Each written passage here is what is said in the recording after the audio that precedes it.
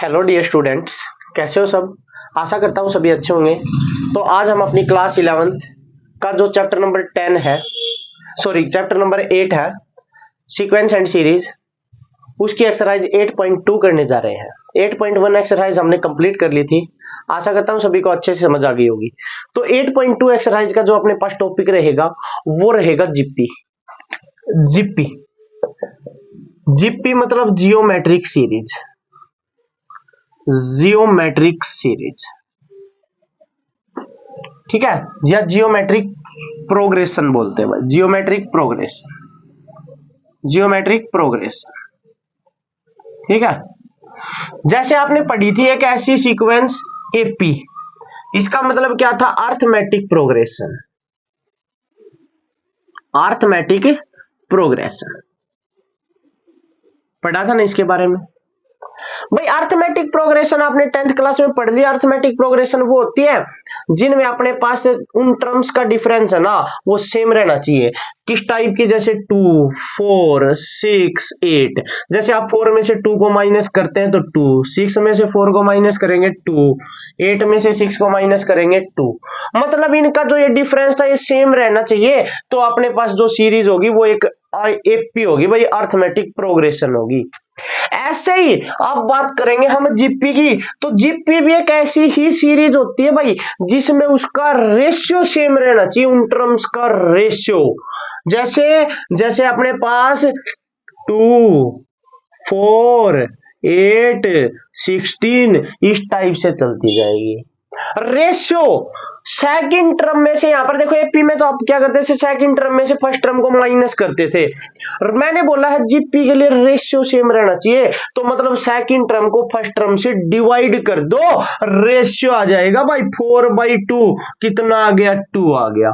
फिर एक बार फिर रेशियो निकालो, थर्ड टर्म को सेकंड टर्म से डिवाइड कर दो, फिर कितना आ गया? 2 आ गया। आप एक बात देखो, रेशियो हर बार सेम आ रहा है।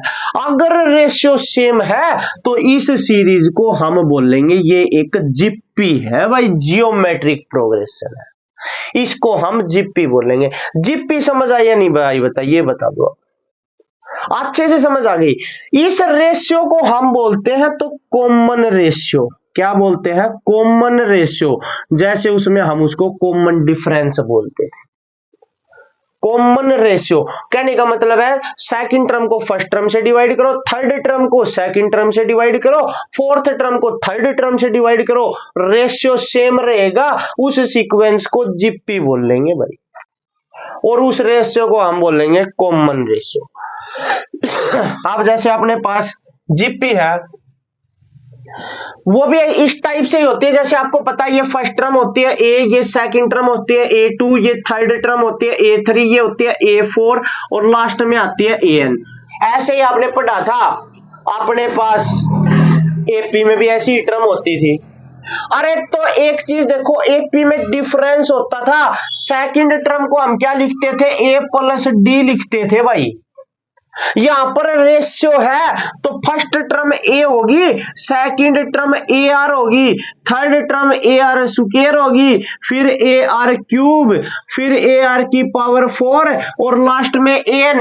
आप देखो एक एक पावर कम करता जा रहा हूं मैं आर की।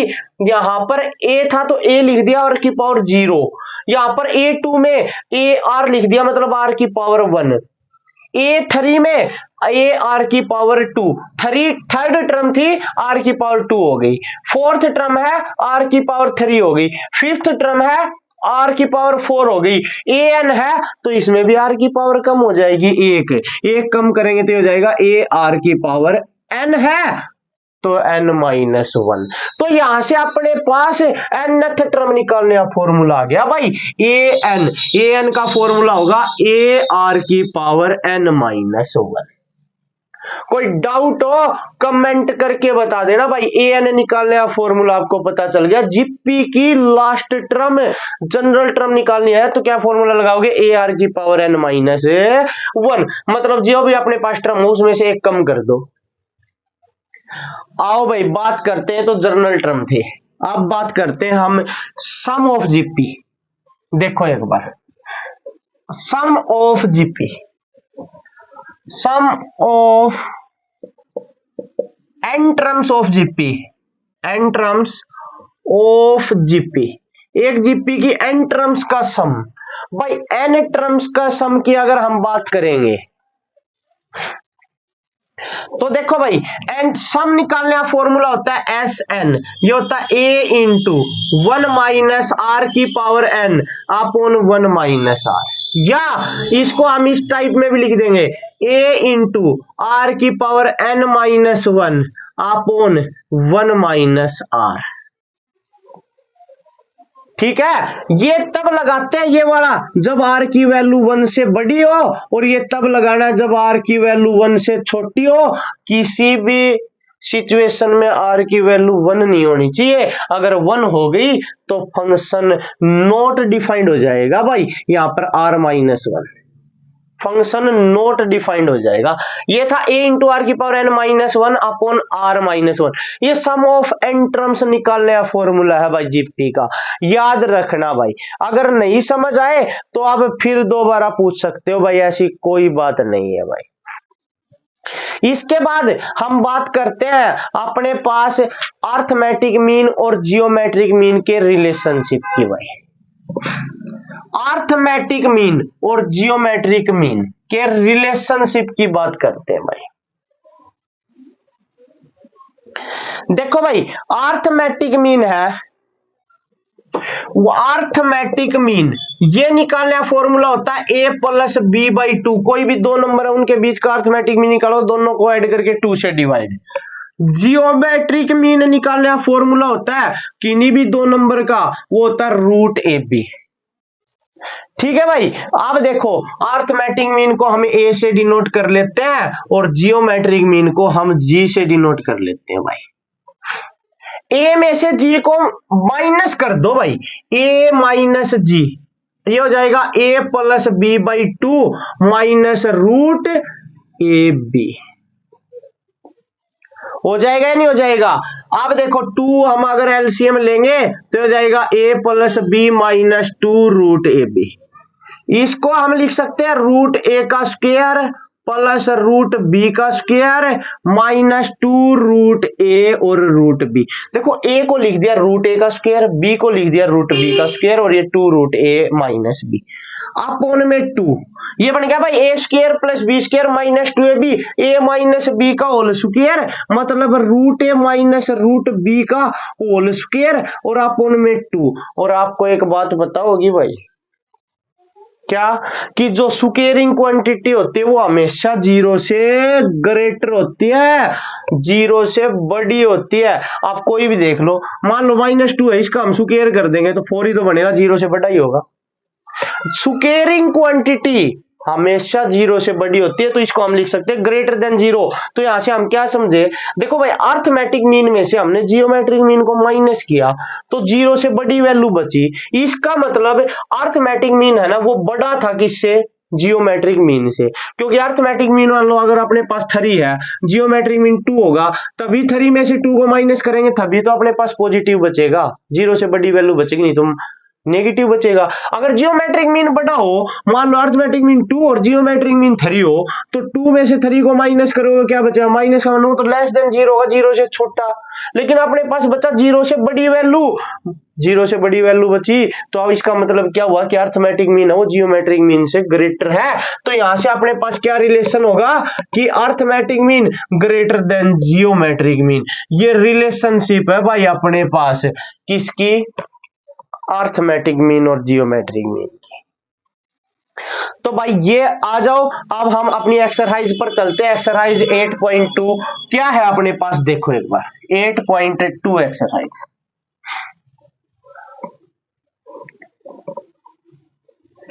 एट पॉइंट टू एक्सरसाइज की बात करते हैं भाई।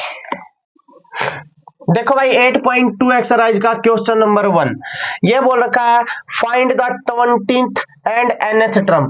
A20 निकालना है भाई और AN निकालना है भाई, ठीक है। उसके लिए ऑफ द जीपी, एक जीपी गिवन है भाई 5/2, 5/4 और 5/8। ये जीपी गिवन है भाई। और मैं आपको एक बात बता दूं, कोई भी टर्म निकालनी हो ना तो उसके लिए अपने पास फर्स्ट टर्म और इसका कॉमन रेशियो होना चाहिए। जैसे उसमें अपने पास एपी में फर्स्ट टर्म और कॉमन डिफरेंस होना चाहिए था।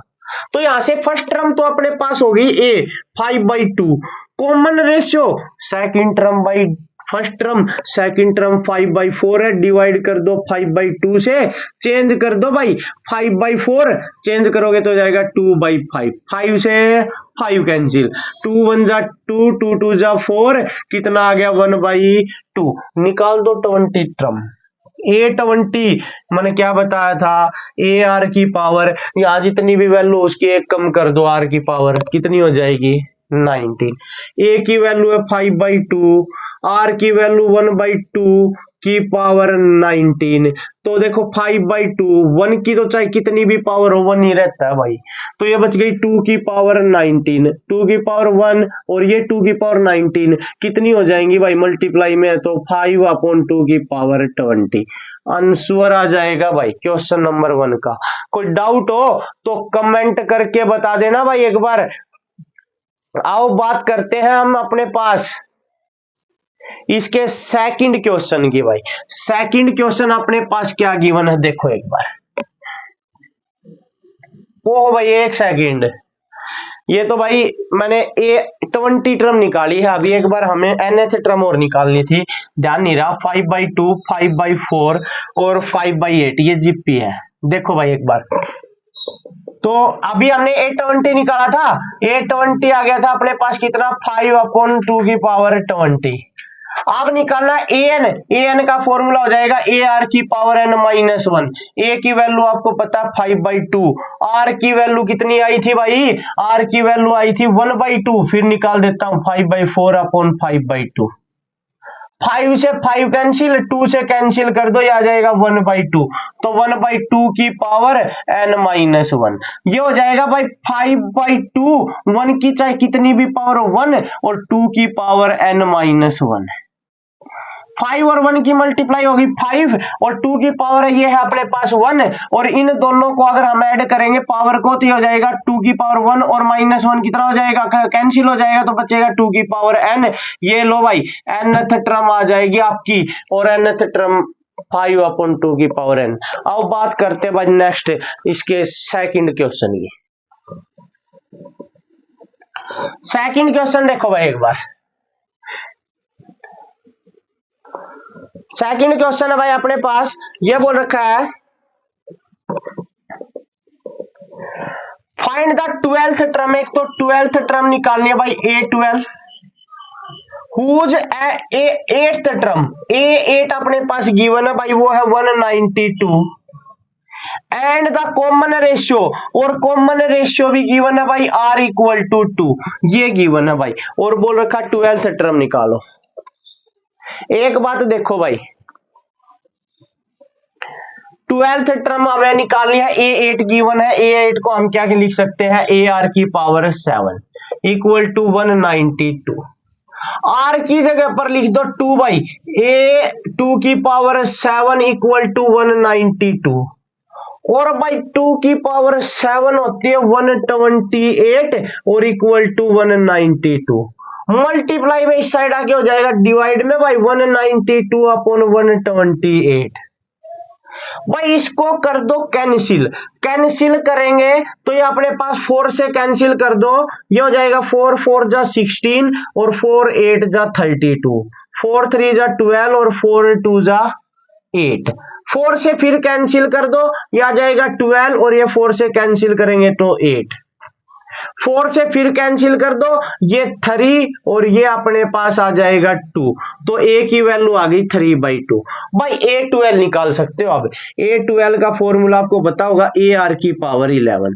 A की वैल्यू है 3/2, R की वैल्यू है अपने पास भाई 2 और 2 की पावर 11, तो 3 इंटू देखो भाई 2 की पावर 1 है और ऊपर 2 की पावर 11 हो गई।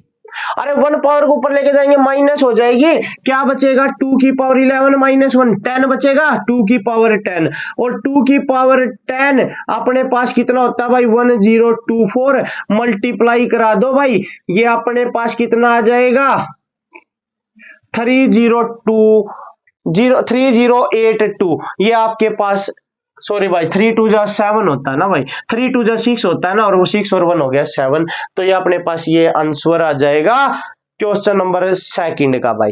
अब बात करते हैं नेक्स्ट क्वेश्चन, क्वेश्चन नंबर 3। देखो भाई अपने पास क्या है, क्वेश्चन नंबर 3 भाई, क्वेश्चन नंबर 3 है अपने पास, ये बोल रखा है the 5th 8th and 11th term, 5th term A5 वो अपने पास है भाई, वो बता दिया उसने P है, और 8th A8 है वो अपने पास Q है भाई, 11th A11 है वो अपने पास है भाई S, ये गिवन है भाई, ठीक है। और बोल रखा है कि प्रूव दैट, ये प्रूव करो भाई Q square equal to P S, Q square है ना वो पी और एस की मल्टीप्लाई के इक्वल आएगा। अरे कोई टेंशन नहीं भाई, एक बार देखो A5 को क्या लिखेंगे, ए आर की power 4 equal to P, A8 को क्या लिखेंगे, ए आर की power 7 equal to Q, A11 को लिखेंगे ए आर की पावर 10 इक्वल टू एस। भाई यहां पुट करते जाओ, लेफ्ट हैंड साइड देखो भाई, क्यू स्क्वायर, तो क्यू की वैल्यू अपने पास है ए आर की पावर 7, इसका कर दो स्क्वायर भाई, ए हो जाएगा ए का स्क्वायर, आर की पावर 7 है तो इसका भी स्क्वायर, पावर के ऊपर पावर हो तो अपने पास मल्टीप्लाई हो जाती है भाई, A square equal to are की पावर 14, लेफ्ट साइड सोल्व हो जाएगी भाई। बात करते हैं पर राइट हैंड साइड की, राइट हैंड साइड में अपने पास है पी एस, पी और एस, पी की वैल्यू अपने पास क्या है, ए आर की पावर 4 मल्टीप्लाई एस की वैल्यू क्या है, ए आर की पावर 10। भाई ए की पावर 1 और ए की पावर 1 मल्टीप्लाई में तो हो जाएंगे ए की पावर 2, आर की पावर 10 और आर की पावर 4 हो जाएंगे आर की पावर 14। देखो एक बार लेफ्ट और राइट दोनों इक्वल हो गई या नहीं हो गई, अगर इक्वल हो गई तो लिख दो LHS इक्वल टू RHS। भाई ये था आपका क्वेश्चन नंबर 3, तो आज आपको इतने ही क्वेश्चन करने हैं, बाकी ये क्वेश्चन नेक्स्ट वीडियो में करेंगे। Thank you and have a nice day.